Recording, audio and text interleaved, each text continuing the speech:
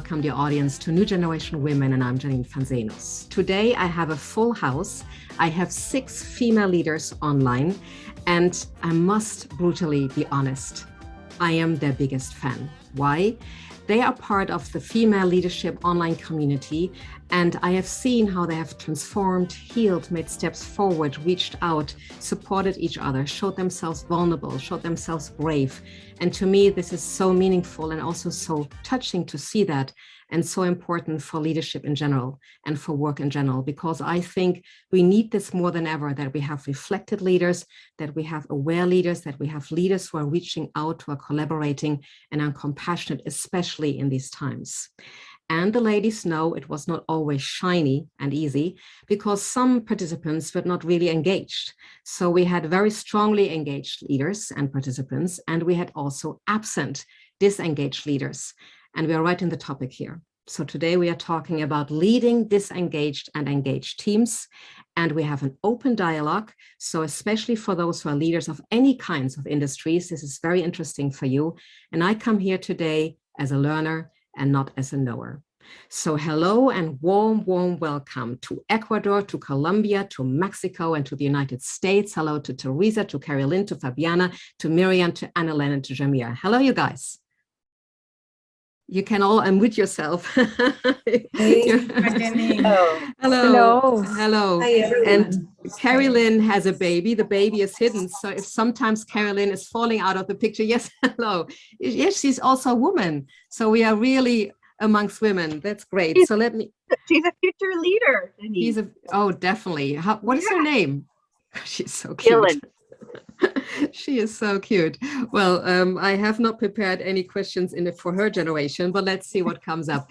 Carolyn, as a Chief People Officer, you just started a new job in New York. You have more than 20 years of international experiences. You also worked in Germany.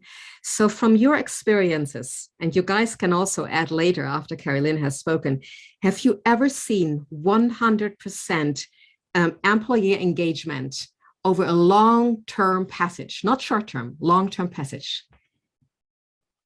In my dreams, this is what I'm trying to create. No. I think I've seen quite the opposite, in fact, and still seen people thrive even in that environment and find their way. In some of the most painful environments that I've been in, it's been interesting to look back. That's when I grew the most. So even in the least engaged I felt, I also grew a ton. So yes, as a Chief People Officer, that is my #1 priority, employee engagement, without question. Before we dive a little bit deeper, how was the experience for you guys? Annalyn, when have you experienced the highest employee engagement level? What was the topic? What was the time? Yeah. Thank you for that question and the discussion. I think that this how to lead this engagement employees is quite important in this age in times, right? So I believe from my experience, I have lead teams with some disengaged employees and also with some very engaged employees. So the highest level of engagement was in specific projects and what I think that I listened in the past. And I think that the key was to find the strength from the people and try to leverage that from them. I think that when the people can be, or when they are empowered to make decisions, to decide how to use those strengths and technical strength, they are more engaged. However, we will have some people also that even though in very good environments, they don't get or they don't have that kind of engagement. And I think that it's because many times when we have that kind of disengagement is because they have their own goals that are totally different from the project or the work goals. So when you trying to pursue personal goals on top of what the team is trying to achieve is when you can have some kind of disengagement. So that's part of my experience that I can share with you today. Thank you so much. And if while I'm asking the others, can you just fix a little bit, maybe unmute yourself and fix a little bit your mic, put it a little bit more under the chin. Maybe it is very sensitive to breathing. Fabiana, you're coming from Colombia. You are working in Colombia right now. Is that right? Yes, that's correct. So how is it, what is your experience in Colombia? Because my experience with Latin American people right now, they are so much more emotional. They are so much more grateful, appreciative, I would say hungry, that to me, it's like being in a different world. It is so easy to work with people who are coming from Latin America. And I know so many people who say the same when they come from Europe. What is your experience? Well, actually, this is a very good topic because before I was in Houston, somehow we transitioned to Colombia with a new team, and all the scope that was in Houston was transferred to Bogota. So here, new people were hired, and you can see the difference. And here, what I've seen and what I've learned is that what people need here for example, in Latin American countries, especially young people that are on these positions, they are requesting a lot of recognition. So, for example, reward their efforts, asking us how they're doing, and for us to give them feedback. So they are looking a lot of feedback, either if it's good or bad, so they can improve every day and change what's wrong towards improving on their tasks. So yes, it's different. I believe that that's the thing, that we have to reward the effort and encourage the learning and development of the team. Okay. From Teresa, you're from Mexico, and Miriam, you're also from Ecuador, and Jamil, you're from Ecuador. Do you have different experiences where you think this is when people were really engaged, and this is where I can see they're not engaged? Jamir? Yes, Janine, actually I have a story of my own, right? When I was leading a high performance team some time ago, we were people from 5 different nationalities. We spoke different languages, we had different religions. And in that team, when we arrived to the team with a specific goal, right, of addressing several assets in Latin America, their best, but the team was really everybody was trying to do their best on their own, right? Not as a team. And after putting a lot of analysis on that, what we realized is that being so different, if we didn't understand each other, was a handicap. So besides, working on too many workflows, not to be on the passing the baton on a really race, but trying to work to put everybody to work together. We came up with the different types of activities so the people can understand each other's culture, each other's country, and it was amazing. But one of the things that works best was getting together for breakfast on Fridays. And that could seem like, what is it? How come it worked so good? Yes. But the thing was that we said, well, everybody on Friday is going to bring a typical plate, right? A typical food from their country. And we were going to get together, and you are going to explain to us, what is it? Why is it a tradition? What do you use for cooking? Why is it important to you? And everybody was so interested and was asking a lot of questions that we integrated. We get a real integration, right? So I guess that it is important that the team knows each other, understands everybody's passion and culture, so we can have the team really working together. I love what you're saying. And by the way, dear audience, please be patient with us. Sometimes the internet is a little bit weak. So we made the best that we can really be understood well, and be patient if it doesn't work all the time. I love what you're saying, Jamir, about, because I wanted to ask you, what are you guys doing for emotions? We are, particularly in businesses, we are working so much on strategies, on results, on quick fixes, on meeting goals, on expectations. And I'm so emotional. I always come into businesses and I just, I almost die and get empty. I think, where are the emotions? Because the emotions is the driver, the engine that makes people then enthusiastic. And I had that so often that top leaders would send employees to me and said, they are not so enthusiastic, make them a bit more passionate, make them a little bit more enthusiastic. And I got so angry after a while. I said, you are sending me really empty people. They are tired, they are on high functioning. And some of them, I would send them to a sabbatical.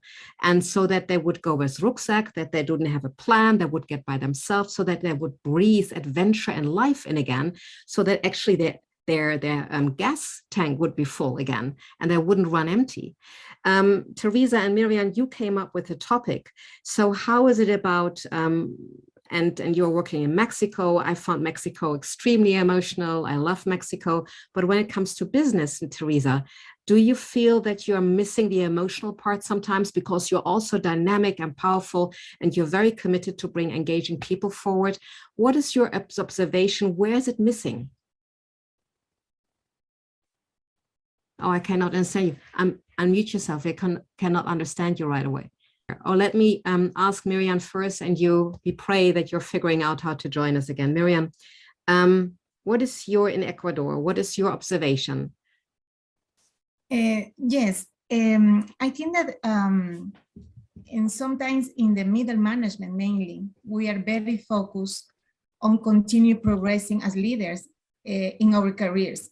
So sometimes we forgot to pass the top management message to our lower level teams. Sometimes happen that, in my case, I think that sometimes I need to, I felt that I had the fault because I just push for the results. I just push for the activities without having the right time to have a direct communication with my team, to explaining why we need to achieve that result, to request them to be aligned with the top objectives.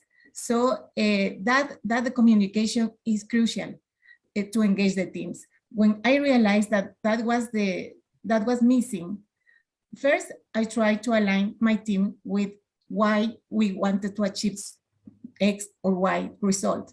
Then I found a way to communicate, because if you have a mix in the teams, mainly in age, I have young, very young, and I have not very young people working with me.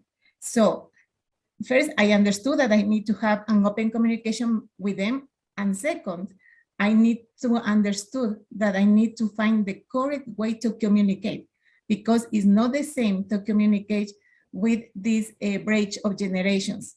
The young people identified more with some activities and another people engage with other kind of activities. I love what you're saying, Miriam. Let me just sort of interrupt. How are you communicating?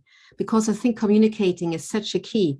And during the pandemic, I think we all lost a lot in communication. Would you agree with what I'm saying? So how did you communicate, or how are you communicate? Because you have three daughters or four? Three. You have three daughters, so you know how to communicate with teenagers and young people, don't you? Yeah. And two of them are 12, they're twins. Yeah. Yeah. So how do you communicate with young people, and how do you communicate differently with my generation, for instance? Okay, so I try to find some activities that engage to young people. For example, we organize monthly activities, fun activities. We just call Friday happy hours. It's not really a happy hour, but it's an hour we spend doing some activities, and I put every person to organize the activity. So what I figured out is that young people, for example, they enjoy playing some through the internet games or whatever. I am not familiar with that. Maybe the other people that is in our age is not familiar, but we found a way to integrate. So they explain how to play and how funny is that.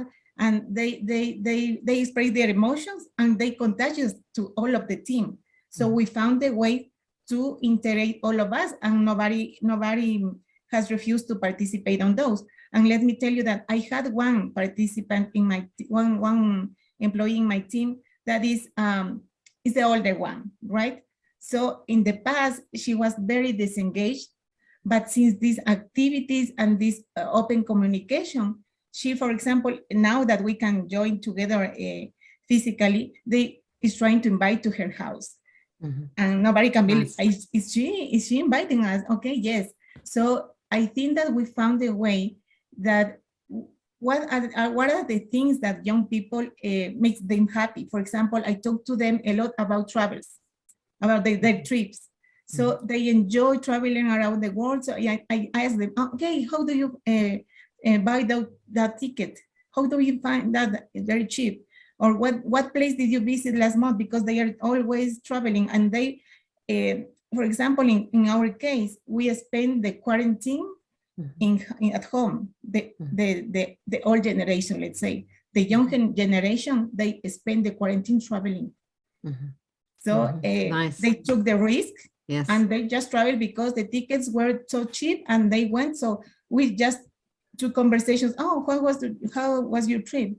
In those kind of things. Okay. So So we found that. human conversation and human communication, I totally agree, is so important. Having activities such as the lunch for Friday with the different dishes to introduce, to get to know each other from the country. Those things are so important. And you guys, when I go to top managers or when I introduce new programs and new projects, I always come back to that. And you don't know how many times they say, yeah, it's emotionally nice. It does have some flavor, but we do need to push business. And I had so many arguments. I also would cancel projects. I would step out of projects. And of course, as an entrepreneur, it does something to your, to your income. But I would also always say, no, I have to be, we have to stay strong in this, that we don't lose the circle, because people are running empty. People are always longing for connection, for belonging. That's what people are longing for and what they want. And I go to work because I have a great team. I don't get up because I get a new car. I don't get up. I get up in the morning because get up because I love meeting my team. And would you agree? I love meeting other people. I love going together. I just lost a colleague because our project was finished, and we still sent each other icons of how much we miss each other. And we miss so much humanity. Sometimes he would work while he would iron. His kids would be around because he was a single father. Those things stay with us. And we would always go the extra mile for each other because it was in our hearts. And this makes me engage. If I like with you guys in the community, you were also highly engaged, and you know that I leave long WhatsApp messages. I don't have to do that, but I was so intrigued by the way how you were engaged and how you showed interest and passion, that this gave me energy again to be giving energy to you. What is your experience, Teresa? Now you're back. I hope you're back. Let's just test if you're back in the circle. Oh no, why this is happening? We would love to have you there. I have no idea. Yes, we are sending prayers to you because I so love to hear what's going on in Mexico. And let me ask Carrie Lynn again, and I hope she especially can hear me. I don't know if where she's gone. Makes it a very challenging talk show today. Maybe she is out with the baby and tries. No, she's there. Good. So Karen, can you do me a favor? Can you leave your webcam picture on? Because then I know you're with us. Your experiences, and as I said, you come also from Europe, you know Germany. Germany is not the most emotional country. You're now back in New York. What for you were very important stepping stones when you figured out, oh, here I can see how I engage people more, or here I can see this is a German thing, or this is an England thing, or this is an American thing. Did you ever experience that? That is also culture related, the engagement level of people? Yes, so sorry. I'm trying to navigate. The baby's crying a little. So I appreciate whatever. She's so cute. Yes. In terms of, wanting to get to know. Sorry. Okay. Yeah, you guys are challenging me. So I just, I hope that Teresa is going, such a fun talk show. I hope that Teresa's coming back. The baby is quietening up. Let me just go to Jamir. Did you remember what I asked? Because by now I forgot my question, I think, about the emotional engagement and the factors that you also see when people are more engaging and we're not. Jamir. And Fabiana, you can also jump in. Yes, you were trying to relate, let's say, maybe the countries, right, the nationalities and the different ways exactly. how to approach things. Thank you for picking up my line. Yeah. And I think that is totally true, right? We come from different backgrounds, and you could see how the culture and the environment where you have been raised, and even where you come from in the company where you first started, that makes a real impact in the way how you grow up as a professional, right? And for example, in our company, we are from many different nationalities. It's a transnational company. We're in more than 80 countries, and we always work with people from different nationalities. We know that there are some differences, but definitely, as long as the people is working with the same north,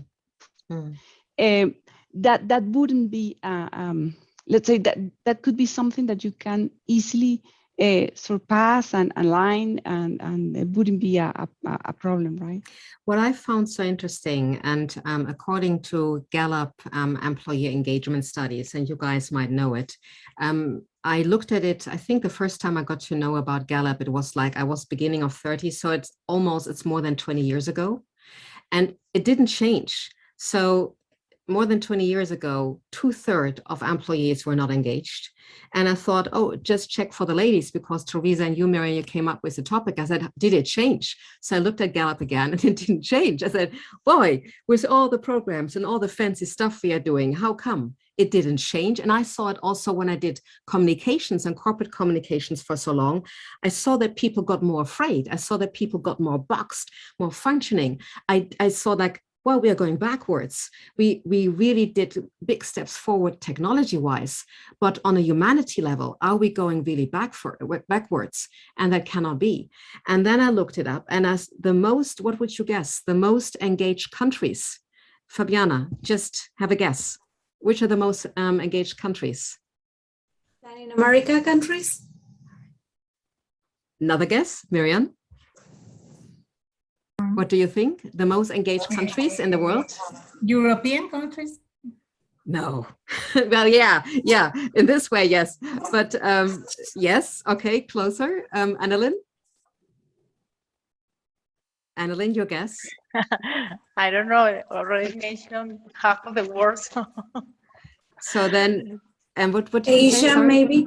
Asia. Okay, Asia. Okay. Then Carolyn, the baby is quieter. Can you? Oh, you have to go and unmute yourself. Well, that makes it lively and dynamic. So, Carolyn, what is your guess? The most engaged countries? The moment I sit down, then she wants to get up and move. Australia. Okay, and Teresa, let's try. Maybe, yeah. Yay, you're back. Okay, perfect. Perfect. I can say that maybe the most happy countries on the world can be the most engaged on the job. So which countries would you say? Maybe Denmark, or yeah. Yeah, you're close. Well, Gallup also says that employee satisfaction is not, doesn't have to do anything with employee engagement. So there is still a difference. There can be lots of satisfied employees, but they're not necessarily highly engaged. So that's what Gallup said. And now we're coming to the answer. Finland is the most engaged country, and then followed by Sweden, by Iceland, by Denmark, and by Norway. These are the most engaged, and unfortunately, we don't have anybody from Scandinavia, but it would be so interesting to have an impulse or invite somebody who comes from Scandinavia. What is different? What is different that this makes them so highly engaged? Because I also thought that Latin America is so engaged. So here in Europe, in Northern Europe, we are in Western Europe, we are really going down. My observation from working so much in the Northern European countries and also being located still in Germany, I said provoking, I said, I think that it's a safety net. I think we have such a strong safety net. So people are buying, getting a job for a high brand because they're buying into safety. They don't necessarily buy into the passion for the job, but they buy into the image of the brand. They buy into the safety of the brand because people get, if somebody wants to go, they get so much budget when they go or when they leave, or they get so much in the background. And that, of course, is not, if you want to go for safety, that doesn't necessarily mean you go for freedom. If you go for passion and freedom, it's a different energy. But I am provoking this. Caroline, can we dare to have you back in the circle? Because I think you have been in a very international and very interesting brand with a very strong image. And also you have lived in Germany and worked here. So if I say the safety net is taking a lot of engagement away, am I provoking too much, or do you see that there is some truth around it? I think there's some truth around it, but honestly, safety for me, yeah, in Sweden, I think you've got some amazing programs where you have familial leaves, and they encourage men to take time off with their children. And actually, it's seen in a negative way if you don't take time off. I'm so sorry. But I think there's, a lot of negativity also around cultures where if you don't have a sense. Well, that's life, isn't it? We have moms and leaders. I try to, now we can dare. I mean, she's so sweetly cute. Yes. The way that I engage my team and really look at culture is I try to figure out what people love and what they're good at, and put them in positions where they spend more of their time doing what they love and doing what they're good at. And somebody also said this, I think, Annalyn, around the North Star. People have to get excited about the work they're doing, and they have to feel like we're doing great work together. So we have to inspire them towards what we're actually working towards. Because I think there's been moments in what would be seemingly a great culture because it's a great company that has a toxic culture because you've got too much politics. So removing the nonsense and really just doing great work, having some fun, I think we don't need to complicate it. I think it can be really quite simple. Yes. Teresa, again, we come back to you because you and Miriam suggested the topic and you were doing some research around it. What is the experience in your own company, also in Mexico, as a leader? As I'm a leader with also more than 20 years of experiences. HR is also your expertise. And what is your research? In regards to the research, we found that one of the most important topics that the companies maybe miss is to enhance the leadership. Sometimes the leader is a little bit lost about that. A big part of the responsibility to have a really high commitment between the team is created or generated by the leader. And sometimes the company is more focused on the expertise of the leadership, no more in the soft skills, no too much in the integration in a team. So in my opinion, once the company realized that needs to provide certain tools to the leader to build a really close team and reinforce all these interior parts of the people, as much as the company invests in this, in the leadership, as much as for sure the team will be highly engaged. It's my opinion, it's my experience. Are you guys investing or focusing more into the soft skills? Is this like kind of also something in the company where you all see that and say, we have to invest in team building, soft skills? I always, you remember that I told you, I don't know who has got the mic on. Maybe there's a bit. Caroline, is it your noise in the background? Somebody has some, thank you. Don't know why. So now it's better to hear. Coming back to my question, Teresa, I mean, when I started with soft skills, I was, how do you say the word in English? They accepted it, but sometimes I said, you know, I'm here like a prostitute. Nobody dares to say anything. I'm like here hidden in the background because no top manager would say that I do team building with them because everybody was hiding, doing soft skills. It was not business-like. Of course, it has changed, but I can see now that we are in a stressful time globally. I can see that top leaders are going more backwards and going back to strategies, to the figures again, to numbers again. It makes it, in my job, it is harder right now to really go and bring the emotions together, investing into soft skills because we need them more than ever. What would you say, Teresa? And I'm seeing some nodding heads. I'm coming to you guys. If you do not allow you as leader to be open, then obviously the team will not be open. So the first one is that you need to be really, really self-reflective about yourself and be really conscious about what do you want to achieve with the team. Once you recognize that it is necessary to be open and in fact share part of your personal life with your team, then for sure you will get really good results. It is, I started to practice that 2 years ago with my team. Now I can say that at least I motivate them really frequently in order to have sessions to know each other better, in a better way than the past. And now I can say it is reflective in how they are, first of all, happy with the team, really, really high committed. And it's not magic, for sure. It's not magic. You need to practice and practice and practice. However, if they saw in you that you are really open to work on this, that you are really open in your personal topics, that for sure you will not share everything, maybe no, but as much as you can want to integrate them, as much as you practice this kind of go inside of you and share with them, it will have really good results, in my opinion. I love what you're saying.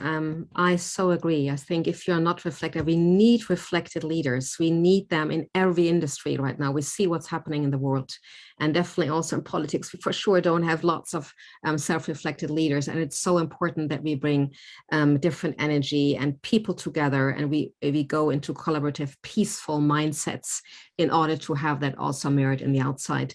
Fabiana, in Colombia, how much are you guys supported to, would you say that when did it start for you to introduce soft skills? Did it also start years back? And how much are you supported in these times during the pandemic? And we're still not fully and totally out of it. Do you feel that top leaders are taking it more in consideration, or do you feel it's harder to bring in soft skills as a leader to have more engaged people? Well, actually, for example, not only in Colombia, I see it everywhere, that whenever you're promoted to a leadership position, it's because you're good on a technical side. You have a lot of knowledge, and you are actually capable to take more risks. But on the other hand, I've also seen that leadership is not taught, right? Nobody's teaching you how to lead. Nobody's teaching you soft skills. That's something that has to come with you, but it's in your own desire to learn about these soft skills that we call, obviously, with all these podcasts, TED Talks, and also experience. So how to deal with all these soft skills, and whenever you're leading a team. Either way, well, actually, in our company, we have a lot of programs, a lot of trainings, leadership trainings, soft skill trainings, emotional intelligence. So on that way, we are covered on that side. But as I was telling you, this is not something you learn from watching a video, or this is not something you learn from taking a test. So it comes with experience, it comes with maturity as well. And that we are leading people. Actually, we are not in charge anymore of achieving the objectives, right? We are in charge of the people who is responsible of achieving all the objectives that the company might have. So we have to create safe environments. Teresa was saying, make them feel comfortable on the environment that they are working, because whenever someone stops feeling comfortable on these places, that's where all the negativity starts to arise, right? Whenever you create all these environments. I'm sorry, Fabiana, I so agree. We get very quickly toxic environments. And I remember from one of the big brands internationally known, I remember that I highly encouraged people who are coming to me in the TV studio and would work a lot on communication. And I remember that I encouraged them to talk the truth. I said, be transparent, be honest, talk the truth. And then he said, one of the team participants said, well, Janine, you're funny because I just last week saw my colleague talking the truth and he wasn't even, bossy. Or maybe you can unmute yourself, Fabiana. There's a little bit of an echo in you. Sorry. He said, he got slapped. He got so judged by his manager, and the whole team saw that. So guess what what it's doing with the people? If he gets judged by being honest and saying something out of the norm, and he gets judged, and then nobody else will speak up again. So how much work, and I so agree with what you said, leadership is not taught as much as parenthood is not taught. You come in as a parent and you're supposed to know all things, and the same as with leaders. And it's so important because people don't resign from the company, they go away from the leaders. And I can see that. I was working for some at radio stations. I loved it if the leaders were good, I would go the extra mile. I would stay there, and it would be heartbreaking if I had to go. But if the leader was not good, I would leave no matter what. So how much do you get supported by your company, by your industry, in creating safe environments where people can speak up, where people might go to you? And I ask you also, Jamir and Carolyn, when the baby is, quieter, because this is an Annalyn, please share that. I find it so important. How much are you contributing or setting the stage so that people might say something to you that you might not really, that they know you might not like to hear it, but they still will dare to be brave and courageous to tell you? Yeah. May I say yes, something? Yes, please. Maybe that's challenging a lot as leader is when you are really, or try to be a really transparent leader, and you don't have really good communication. Could be maybe one of the main areas of opportunity in my side, because I'm consider myself a really transparent leader. Why? Because I'm so direct with the communication that I provide to my team. However, now I realize that it is really important, the words that I use in order to deliver the message. Because for one side, yes, in fact, we need to be really honest, transparent, and clear with the communication to the people in order to provide trust. However, the words are highly important always. Absolutely. And it's something that I didn't care for a lot of time. And also, I so underline what you're saying, and also the tone, not just what we say, but how do we say that. And I know that my ex-husband, I think he's traumatized from our marriage, because it's not what I said. I think what I said, yeah, I have to say, because I was the ex-wife. Yeah, I think I very often nailed it, but how I said it. And I can still see in his eyes, because now we're working together, and gosh, I'm so sorry for the mistakes I did. I can see in his eyes that when I give a feedback, I can still see the terror in his eyes, that I come again and give it with the hammer, the hammer method. And of course, if you're in a relationship, you're not as appreciative and as quiet and respectful all the time. But I can see that in the way I gave feedback sometimes was way too direct, way too straightforward. And I hated that also when people did it with me. So I really learned 10 years ago or 15, 20 years ago, I said, no, always be appreciative and always set up the tone. Don't play and be shiny and have a bullshit talk. That's not what it is. But really find a tone to not push away, but to build bridges. And also set a stage that you say, even if you say something that might not be easy, word it, be transparent in that, and say, it's also not easy for me when saying that. But for me, the most important part is to really build a bridge here, that we move forward. Annalyn and also Jamir and Carolyn, asking you guys, what are you doing to set a stage to avoid having a toxic environment that is competitive in your team, but is more collaborative and more relaxing so that they dare to speak up and connect to you, even if things are hard to say. Yeah, let me start with that topic if you want. So I fully agree with Teresa and what you just said, Janine. I think that is not the way what we said, is how we say it, right? But in the journey, we cannot expect to be perfect on that because we already are managing people, right? So from my experience, what I have done is first to acknowledge that from myself, to recognize that there are things that I need to improve, right? But also at the same time to create that kind of a safe space for the team and a trust environment. I think that the trust is something very important on the team. And most of the time, or one time, actually, I talked to some people personally and say, okay, I have this is something that I need to improve, but whatever I say to you, I need to understand that it's for your improvement or the improvement of our team, right? Mm-hmm. So the way is to create that kind of a safe environment, trust, that everyone say that can feel that anything that happens will be good and for the growth of the team, and we can communicate in a transparent way. So I think that the people I have some and actually in the company we have some spaces to give feedback. Mm-hmm. Okay, so we should do it every quarter actually, mm-hmm. right? Mm-hmm. And that space is only is to have that open and communication with the teams, to receive feedback, you as a leader, but you also give feedback to the people. Mm-hmm.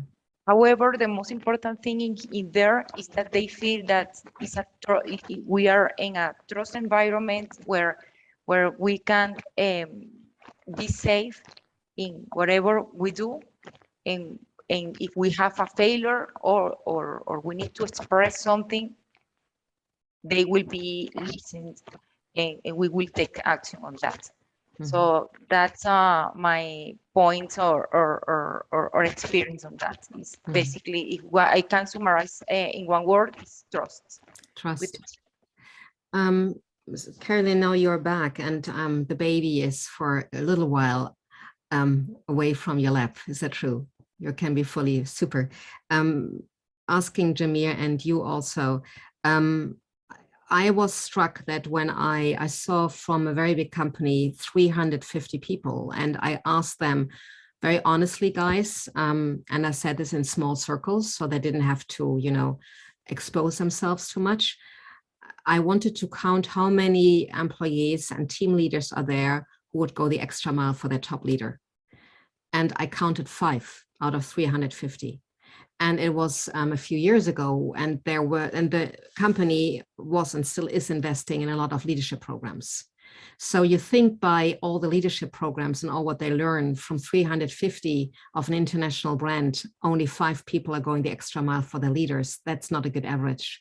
But it might have been just a really bad example of a company that was in turmoil, but I could see how difficult it was for them to do the change, how difficult it was for them to show up and train people who are interested in leading people, not people who are interested in the next step, to get an upgrade, to get a higher paycheck, to have a stronger image, but people who are really interested in leading people, no matter from also the reputation that they would have if they would lead more teams. And I think that to me is still something where there is room for improvement, that people are chosen more towards their leadership skills and their passion for leading. And I also will talk in the end of this show about a wonderful leader.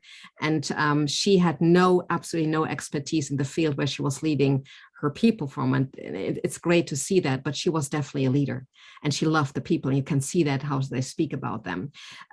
Carolyn and Jameer, your experience about how you set a stage that creates safety and doesn't get toxic. And also maybe your experience from other companies where you were before, Carolyn, where leaders were maybe not the people who are interested in leadership, but more in the upgrade that leadership would bring. Yes. Yeah, so I think definitely leadership Premier. is, sorry. No, you go Yes. ahead. I asked Carolyn afterwards. You go ahead. Yeah, leadership is something that everyone can learn. That's my first reflection, right? Because sometimes we focus on identifying leaders, but sometimes there is people that is very good, very honest, and very trusting, but they just don't know how to how to be a leader, right? So from my point of view, we shall not only identify who are the leaders, but also take care of everyone, and maybe engage everyone on leadership programs from a very early stage in the professional life, right? So you know that even if you don't have the skills, you can develop them. You have some tools that you can practice, so you can develop those skills. That is an example from my own experience, right? I was on a company where I worked many years ago. I was part of the gang, let's say. We were all young engineers working together, and then I got promoted to a leadership position, but I was never trained to have skills as leaders. And in my case, what I decided that was the best was to get apart from the team, because I was in a position where I didn't want them to feel uncomfortable if they were too close to me, because I didn't want them to think that they were taking some advantage of our old friendship. And that was wrong. I learned it in the wrong way, because then what I created was that some people that trusted in me previously, then they were going apart, right? That's why I say you could have many skills, but leadership is something that you can learn, and it would be good if the companies can create that program from very early stages in the professional life of the people. That's interesting. I always had this perspective on it, that you have a passion. Either you have it or you don't have it. Either you have a passion for people. Some people have more passion for developing technology, and there's nothing in product, there's nothing wrong about it, but they don't necessarily at the same time have a passion or an interest or a care. So that's an enhancing perspective, because I also always thought, leaders should be more casted or auditioned for the passion and for the character they bring and for the care they bring in for people. Carolyn is just at the moment in conversation. Carolyn, what would you say from your experiences? And you also left a company that you said it was not too people oriented. I wanted to have company or work for a company where I see they have values for people. They're people oriented. That was my reason I left a brand. What is your experience also for setting a healthy, safe environment, and trying to avoid that it gets toxic between the team or too competitive? Yeah, I think it's about connecting with a company's values. And if you're not connecting with the company's values, at least within your leadership and your team's values. So I left a company where the values didn't match. It was actually quite opposite. I care deeply about people, and being in a leadership role from an HR standpoint, when the company doesn't have that same level of care, it was a massive conflict for me. So I had to be consequent, because I need to be my authentic self. I learned that in an environment in Germany where I was sort of put in a box, or I was kind of told, you need to follow these rules, and you need to go from A to B to C to D. And I'm a bit more of a free spirit and more entrepreneurial. And I didn't want to start with A. Tell me where you want me to go, but let me start with M, and then I'll go back to C, and let me figure out my way, and empower me and trust me, as Annalyn said. So to be in an environment where you're empowered and you can be your authentic self is the kind of leadership that I am creating. And I think as an HR leader, in teaching my leaders how to create in that authentic way is really what I'm working on. And certainly, you know, in developing the values of your organization, have employees be part of building solutions. People are generally more bought in when they actually are part of building it. So these are just the ways. I think one of the other things as a leader, I'm also a professional coach, and I find that to be a really valuable tool. So I as a leader, I'm teaching leaders how to be coaches, being vulnerable and learning the skill of how to connect with people, because people connect with you when you open up a personal side of yourself. So I think that sharing my life, my personal stories, usually opens the door for people to share theirs, and you immediately then have a connection, and that connection then leads to so much richer and more authentic conversations. And I think in the end, we're all humans. We want to, you know, we're not just coming to work, and we're not robots. We want to have those connections. And I think the pandemic also taught us that we want those connections more and more. And while perhaps we lost some of that because we didn't have face-to-face, we also gained a lot. I talked to people that I wasn't talking to on a regular basis. I was able to talk to Asia more because now I could, you know, get on at 6 or 7 in the morning and not be stuck in my commute. So there was some advantages of connecting with people, even though it was via video.